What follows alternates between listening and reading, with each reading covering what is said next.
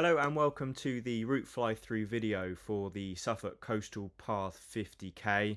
Welcome along, my name's Chris, I'm the race director for the event, and I'm just re-recording this as a kind of updated version following some course changes for the 2024 edition and beyond. We've made a couple of tweaks, mainly based on a slightly different start location due to some building works, but also a couple of tweaks on the route towards the end just to make the running experience a little bit better and keep you on some nicer paths. Ahead of going through the route, just to say that if you need any resources about this race, if you want to download the route in many different formats, then please head over to runawayracing.com, go over to the race page, scroll down, and we've got absolutely loads of resources available for you. Okay, so let's get to the route and have a look what's in store. So we're going to go through it on Google Maps here. I've overlaid the route, which is the blue line that you can see. And if I just zoom out a little bit, you'll see that the route itself runs north to south. It's a linear route. So we start up in the north here in Lowestoft, and you're running down towards Aldborough. And that's a beautiful 50k route, very varied, lots of different kind of areas of beauty to explore. You've got things like RSB Minsby, you've got Dunwich Heath, you've got beautiful towns like Southwold, and then you've got some very rural running like in this area down towards Raydon. A lot of you will be getting the coach to the race. If you are getting the coach, I'll just show you where you'll be getting that from. So you'll see that we've got the finish is outside a place called Moot Hall, which is where it's marked Aldborough Museum here. The coach itself leaves from this car park here, which is called Thorpe Road Car Park, right next to the Scallop, which is on the beach, which is a cool little art installation. Loads of parking here, and then the coach departs. We've got 4 coaches for 2024. The coaches depart from that car park, so please don't go to the finish line itself. Go to that car park, get yourself parked, and then you will be coached all the way to the start. And the coach itself is doing its drop-offs just on the corner here. And then Kensington Gardens, this area here, this is being used for our registration, for toilets, for getting everyone ready, bag drop, that sort of thing. So you will walk from the coach into this area. Registration's about there. We've got there's some fixed toilets just there, but we've also got a load of portaloos. And then once we're ready for an 8:30 start, you start here outside Kensington Gardens on the top of the so you've got, this is kind of beach level, this is a little bit higher up, so we start higher up, and then we run you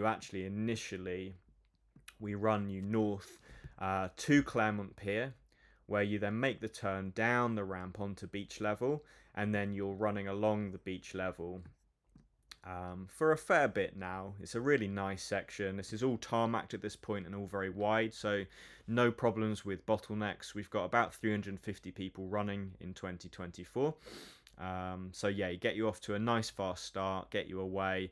Normally it's a beautiful morning in Lowestoft at that sort of time, quite quiet with the sun coming up. Obviously weather dependent, but hoping obviously September for a nice day for everyone. If you're not arriving by coach, I've marked here loads of different car parks, so yeah, you can park in any of these places. Also marked another toilet there.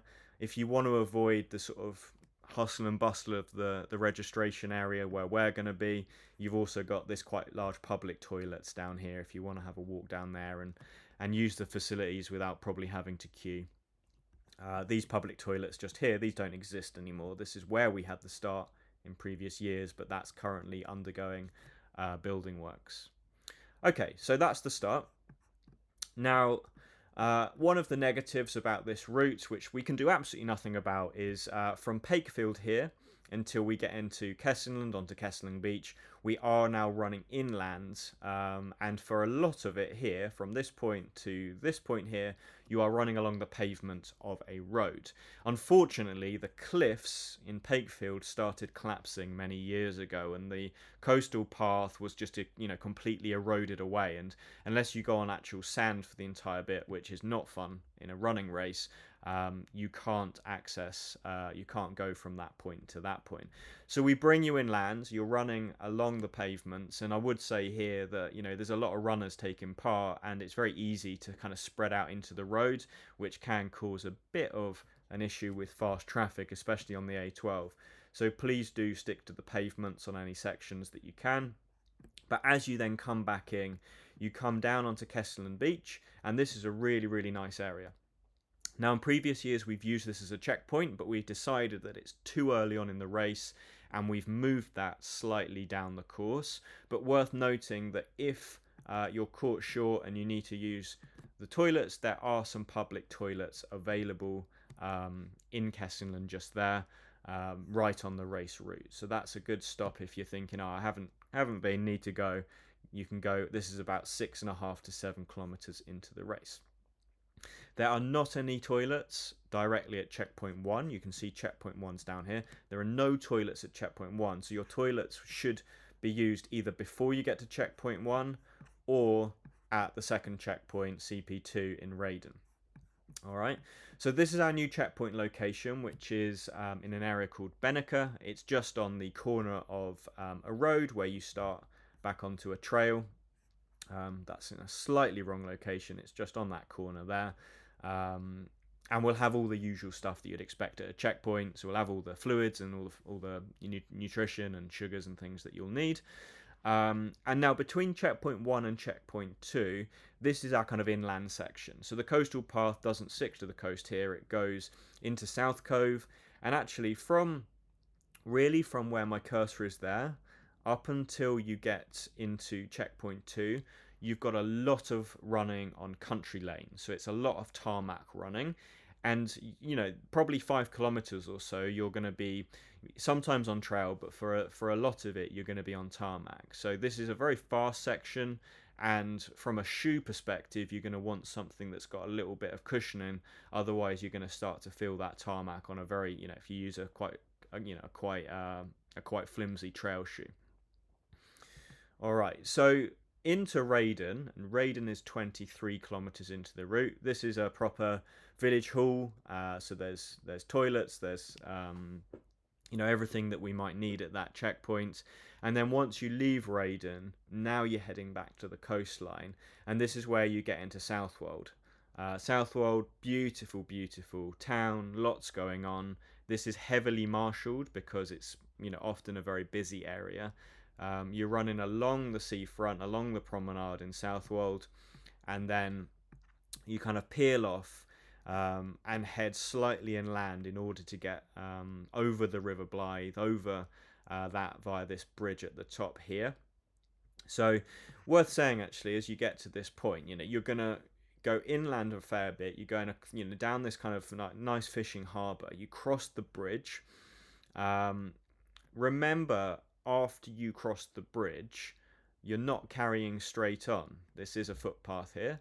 This will obviously all be signposted, but you're not going straight on. Just have a note in your head that you're just going up and then you're going back down. So you cross the bridge and then you're running back down the River Blythe, back into kind of really getting onto the coastline, into Walberswick. Here we don't actually go onto the coastal path initially because this is a very, very busy area, and in terms of signage it's very hard to sign accurately and make it very clear because it's a very open area.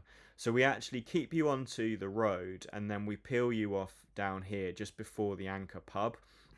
This will be marshalled, there'll be a marshal on this corner, and then that marshal sends you onto the Dunwich River, where you've got a really beautiful section of kind of single track path, very flat, lots of nice wildlife, lots of stuff to see, and you're following that for quite a while now, really until you get to Dunwich town.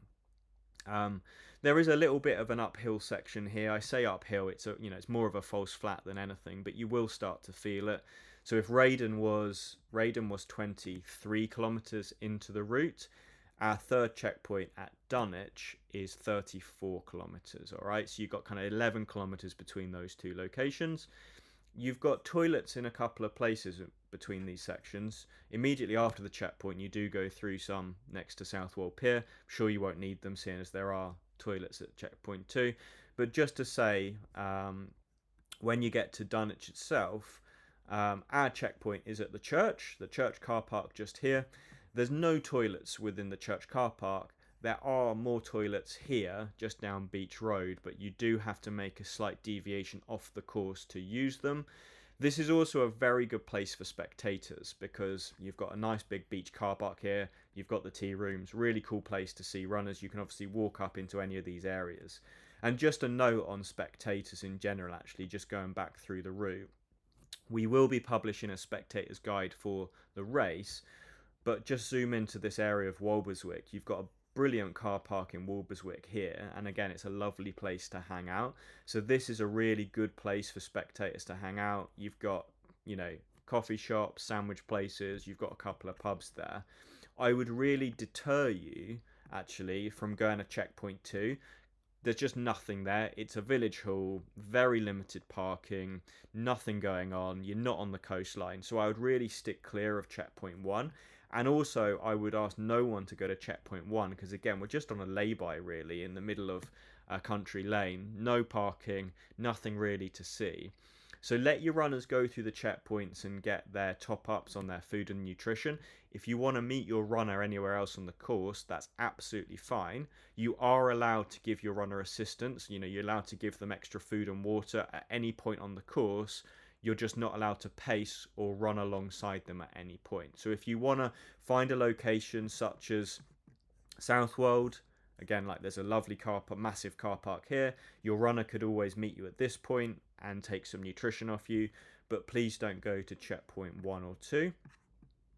Checkpoint 3, again, is, as I said, you can park in Dunwich and you can walk up to it, that's fine, but please don't come and park at the church just because it's going to be super busy with runners.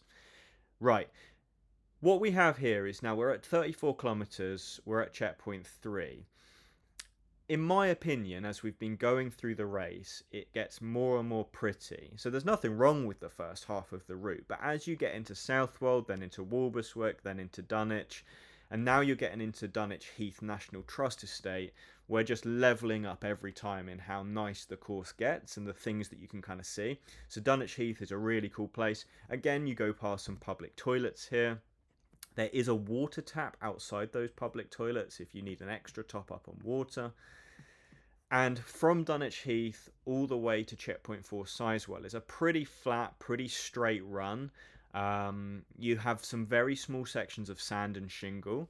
Don't be too deterred by that. They don't last for very long. If you don't know the course, you can think, is this now going to be horrible like this for the rest of the route? It's not, but there are places where it's softer. And, obviously that slows you down a little bit. So from Dunwich Heath to Sizewell, where you've got this huge nuclear power station, you'll see the power station. You'll see the kind of oval shape of the power station from a very long way back, and you'll know that's where you're heading, and that's checkpoint 4. So you come in to Sizewell Beach. You do come off the beach and into the checkpoint just at this point here. We normally put a big cone and some signage there to put you in. The checkpoint itself, again, that CP4 icon is very slightly wrong. It's where my cursor is now. You've got tea rooms here. Spectators very welcome at checkpoint 4 because you've got a good car park. You've got all the facilities that you need. And you can come and stand next to the checkpoint and see your runner. And then as you leave Sizewell, you've really not got far to go. Sizewell is 44 kilometres into the run. So from Sizewell, you've got 6k. And we've made this section, in my opinion, way better from the previous 2 years. So you've got some really nice kind of single track running into the heathlands. And what we previously had is at this point, let's have a look. Just by Dower House, just at this point here, we did send you inland, where the official Suffolk Coastal Path goes inland, and it follows this track here. Not a very nice track in my opinion, and it's very easy for any runner to miss this sign and then to miss another one further down. So we've changed this because we're we've got the extra distance to allow that based on the change at the start. We now stick you along this really nice path. single track on the coast. You can see the sea the whole way. It's really nice. The only point I'd make on this is as you get to the end here, you can't run any further than this because of unstable rocks. So the path goes very slightly inland, and then you're running along this grass. You get into Thorpe Ness, which is the town before the finish, and then once you leave Thorpe Ness, you're just following the beach path all the way up, and you'll be able to almost see where you're going at this point. And then you go past where you probably parked earlier to get the coach, and then into the finish line right next to Moot Hall, which is one of the coolest places to finish. It's just a bustling area, loads going on, lots of people will be hanging out there, and you've got loads of, you've got this brilliant pub. You've also got, the very famous Old Fish and Chips, which is down here, but lots of cool stuff on the high street. And of course, why not go for a quick dip in the sea once you've finished? So that is the Suffolk Coastal Path 50k route. We can't wait to see you down there if you're running in 2024. As I say, all of the information that you might need is available on the Runaway Racing website. So guys, thanks very much for listening. We will see you down there at the race very, very soon.